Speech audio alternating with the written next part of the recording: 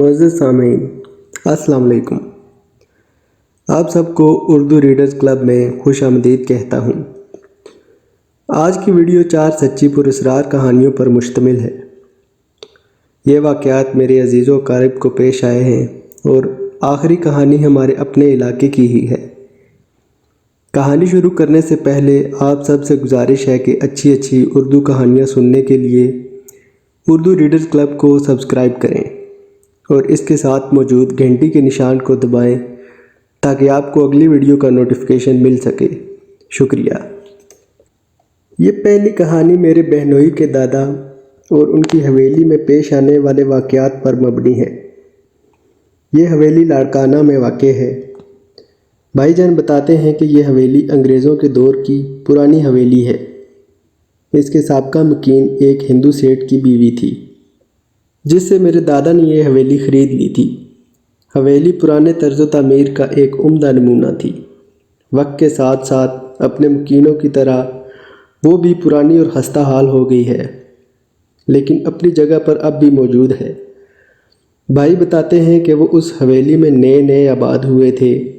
ان کی دادی حویلی کے اوپر والے چوبارے میں نماز پڑھ رہی تھیں اور یہ ان کے پوتے کی پیدائش کا دن تھا۔ گھر والے دائی کی تلاش میں باہر گئے ہوئے تھے۔ دادی کا کہنا ہے کہ وہ جائے نماز پر بیٹھی ہوئی تھی کہ ایک سفید ریش بزرگ کمرے میں آئے۔ انہوں نے دادی کو دونوں کندھوں سے پکڑ کر زور سے ہلایا اور مبارکباد پیش کر کے کہنے لگے کہ تمہیں پوتا مبارک ہو۔ دادی جان نے ان بزرگ کو نہ کبھی پہلے دیکھا تھا اور نہ اس کے بعد کبھی دوبارہ دیکھا۔ وہ بہت حیران اور پریشان ہوئی کہ یہ بزرگ کون تھے۔ یہ کہہ کر وہ بزرگ جس طرح آئے اسی طرح غائب بھی ہو گئے۔ وہ اٹھ کر امی جان کے کمرے میں گئیں جہاں سب عورتوں نے بھی انہیں مبارک دی کہ اللہ نے آپ کو ایک پوتے سے نوازا ہے۔ آئیے سنتے ہیں اگلی کہانی۔ اگلی کہانی بھی اسی حویلی میں پیش آنے والے واقعات ہیں۔ دادا جان بہت ساری جاگیر اور روپے پیسے کے مالک تھے۔ دولت تو تھی ہی، لیکن اس کے ساتھ اللہ کی برکت اور نوازش ان کے ہر کام میں شامل حال رہتی تھی۔ اس لحاظ سے ان کے حلقہ احباب میں ہر طرح کے لوگ شامل تھے۔ امیر، غریب، پڑھے لکھے، ان پڑھ، سرکاری ملازم، بیوروکریٹ، سب دادا جان کی شخصیت کے گرویدہ تھے۔ ان کی شخصیت ہمہ گیر تھی۔ ان کی پراپرٹی میں ایک بنگلہ بھی شامل تھا جو کراچی آدم ٹاؤن میں واقع ہے۔ دادا جان کا ایک دوست ریونیو ڈپارٹ میں سرکاری ملازم تھا۔ ان دونوں کی آپس میں اچھی دعا سلام تھی۔ ان دنوں بنگلہ چونکہ خالی پڑا ہوا تھا تو دادا جان نے انہیں وہاں رہنے کے لیے اجازت دے دی۔ یہ ان دنوں کی بات ہے جب مہاجروں اور سندھیوں میں آئے دن لڑائی جھگڑے ہو رہے تھے۔ آدم ٹاؤن بھی اس لڑائی جھگڑے کی لپیٹ میں تھا۔ دادا جان نے انہیں مشورہ دیا کہ آپ اپنا تبادلہ کروا کر لاڑکانہ آ جائیں اور میری حویلی میں رہیں۔ انہوں نے ایسا ہی کیا۔ انہی دنوں ان کے دوست کی نئی شادی ہوئی تھی۔ اس کی بیوی کافی ماڈرن اور آزاد خیال تھی۔ ان کی رہائش کا بندوبست حویلی کی دوسری منزل پر کیا گیا۔ وہ دونوں میاں بیوی موویز دیکھنے کے بھی بہت شوقین تھے۔ حویلی میں کبھی کچھ سمجھ نہ آنے والے اور پراسرار واقعات انہیں پیش آنا شروع ہو گئے، لیکن انہوں نے انہیں کوئی اہمیت نہ دی۔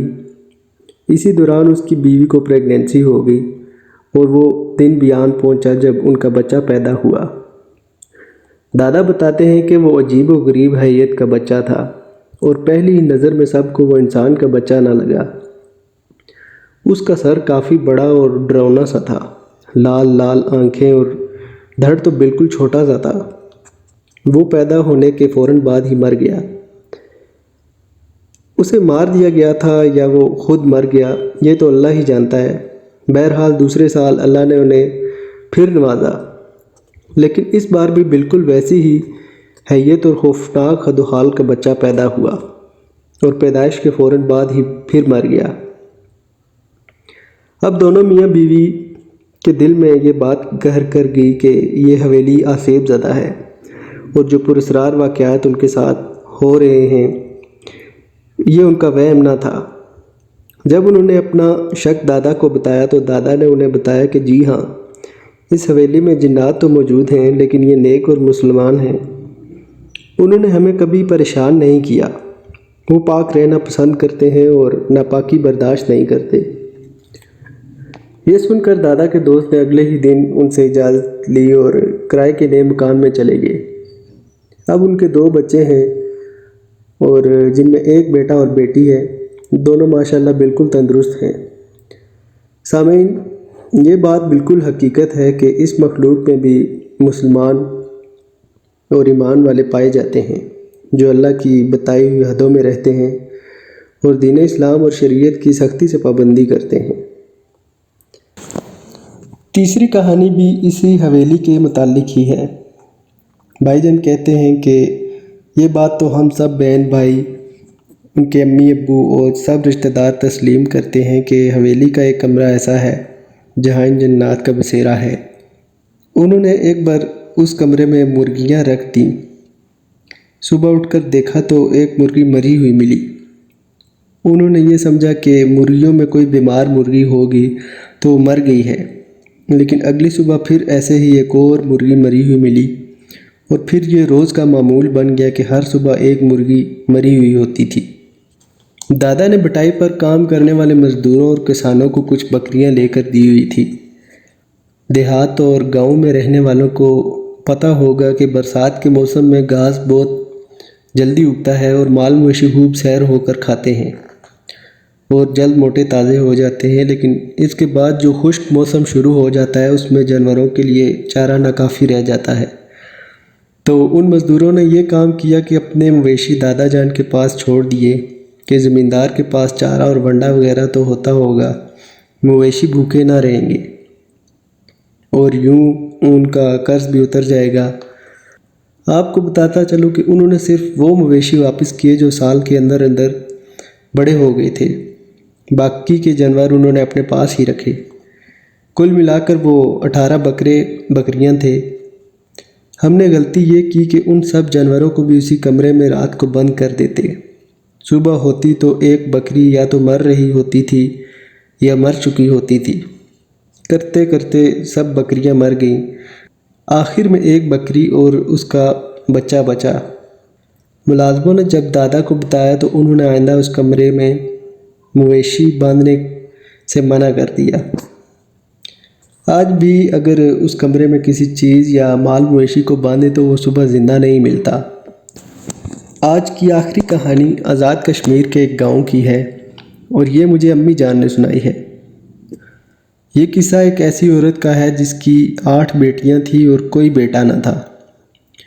بڑی منتوں، مرادوں، نیازوں اور چڑھاووں کے بعد اس عورت کے ہاں ایک لڑکا پیدا ہوا، لیکن اللہ جیسے دیتا ہے اسی طرح واپس لینے پر بھی قادر مطلق ہے۔ جہاں اپنے بندے سے بے حد محبت کرتا ہے تو سخت بے نیازی بھی برتتا ہے۔ وہ بچہ 5 سال کا ہو کر فوت ہو گیا۔ سامعین، آپ اندازہ کر سکتے ہیں کہ 8 بہنوں کا بھائی اور ماں باپ کا واحد وارث اگر چل بسے تو اس گھر پر کیسی قیامت برپا ہوتی ہے۔ میرے خیال میں وقت کے ساتھ شاید خدا صبر دے دیتا ہے، لیکن ماں ہر لمحے اپنے بچے کی یاد میں جیتی اور مرتی ہی رہتی ہے۔ ایسا ہی اس عورت کے ساتھ بھی ہوا۔ وہ انتہائی کرب میں رہتی تھی اور بہت بے چین رہتی تھی۔ ہر وقت سر پکڑے بین کرتی اور بچے کو یاد کر کے بہت روتی تھی۔ پھر جب صبر نہ آتا تو قبرستان کی طرف دوڑ پڑتی تھی۔ ایک رات جب اس کی تشنگی حد سے بڑھ گئی تو وہ رات کو اٹھ کر قبرستان کی طرف چل پڑی۔ میرے وہ سامعین جو پہاڑی علاقوں سے تعلق رکھتے ہیں انہیں پتہ ہوگا کہ وہاں کی سرزمین کیسی ہے۔ پہاڑ، ندی نالے، کھڈ اور سرسبز جنگل جو دن میں اس زمین کی خوبصورتی کو بڑھاتے ہیں تو رات کو اسے اسی قدر پراسرار، ڈراؤنا اور خوفناک بنا دیتے ہیں۔ بہرحال وہ عورت ہر ڈر سے بے نیاز اور بے خبر ہو کر اپنے بچے کی یاد میں قبرستان چل پڑی۔ راستے میں ایک ندی پڑتی تھی۔ مشہور تھا کہ وہ ندی بھی آسیب زدہ ہے۔ عورت وہاں سے گزری تو اسے ایک عورت کپڑے دھوتی نظر آئی۔ رات کے اس پہر جب ہر کوئی سو رہا ہوتا ہے وہ عورت وہاں پر کپڑے دھو رہی تھی۔ اس عورت نے اس کی طرف کوئی توجہ نہ دی اور اپنی ہی دھن میں آگے بڑھتی رہی۔ قبرستان ایک اونچے ٹیلے پر موجود تھا۔ اس کی حدود کو پتھروں سے پکا کیا گیا تھا تاکہ بارش سے قبرستان تباہ نہ ہو۔ وہ جو قبرستان کے قریب ہوتی جاتی، ایک خوفناک گھر گھر کی آواز ابھرتی جا رہی تھی۔ آہستہ آہستہ وہ آواز بہت شدت اختیار کر گئی لیکن اس عورت نے اس کی کچھ پرواہ نہ کی اور ہر ڈر سے بے نیاز ہو کر پھر بھی قبرستان کی طرف بڑھتی رہی۔ اب جو وہ قبرستان کے قریب ہوتی جا رہی تھی تو قبرستان کے ارد گرد جو پتھر لگے ہوئے تھے وہ آہستہ آہستہ نیچے کی طرف گرنا شروع ہو گئے۔ شروع میں تو چھوٹے چھوٹے پتھر گرے لیکن پھر بڑے بڑے پتھر بھی گرنے لگے اور اس قدر گرے کہ وہ آگے نہ جا سکی اور اسی طرح بے چین اور مضطرب واپس لوٹ آئی۔ واپسی پر اسے ندی میں کوئی عورت نظر نہ آئی۔ اگلے روز وہ دن کو پھر قبرستان کی طرف گئی تو ہر چیز اپنی جگہ پر ویسی کی ویسی ہی موجود تھی۔ کوئی پتھر اپنی جگہ سے ہلا نہ تھا، ہر پتھر اپنی جگہ پر موجود تھا، لیکن قبرستان پر ایک کالا شاہ آدمی ایک بڑا سا جھاڑو اٹھائے وہاں جھاڑو دے رہا تھا۔ اس سے پہلے اس عورت نے اسے کبھی بھی اس قبرستان یا اپنے علاقے میں نہیں دیکھا تھا۔ عورت اپنے بیٹے کی قبر پر بیٹھی رہی اور بس روتی ہی رہی۔ اسے گھر جانے کا کوئی خیال ہی نہیں تھا۔ پھر شام کو اسے اس کے گھر والے زبردستی واپس لائے۔ اللہ ہی جانتا ہے کہ وہ آدمی کون تھا اور رات کے ساتھ جو اس کے ساتھ واقعہ پیش آیا یہ کیا تھا۔ اگر آپ اسے زلزلہ کہیں تو اگلے دن جب وہ اس جگہ پر دوبارہ گئی تو پتھر اپنی جگہ پر کیسے ہو سکتے ہیں۔ معزز سامعین، آپ کو آج کی ویڈیو کیسی لگی؟ کمنٹ سیکشن میں اپنی رائے سے ضرور آگاہ کریے گا۔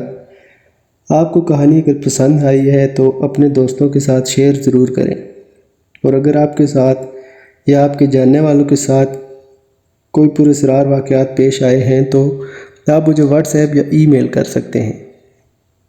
حاضر ہوں گا اگلی ویڈیو میں آپ کی کہانی کے ساتھ۔ تب تک کے لیے اجازت دیجیے۔ اللہ حافظ۔